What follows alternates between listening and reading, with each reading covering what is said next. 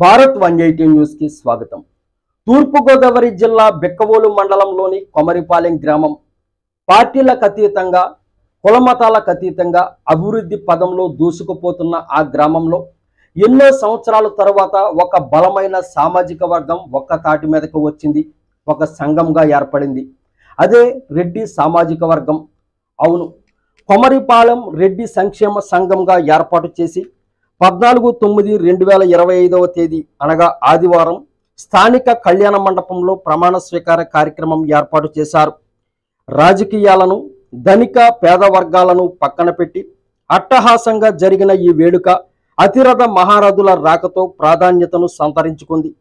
సంఘ అధ్యక్షులుగా ద్వారంపూడి వెంకటరెడ్డి, గౌరవ అధ్యక్షులుగా కొవ్వూరి సత్యనారాయణ రెడ్డి, తాడి శ్రీనివాసరెడ్డి, ప్రధాన కార్యదర్శిగా మండ ప్రసాదరెడ్డి తదితర కార్యవర్గం ప్రమాణ స్వీకారం చేశారు.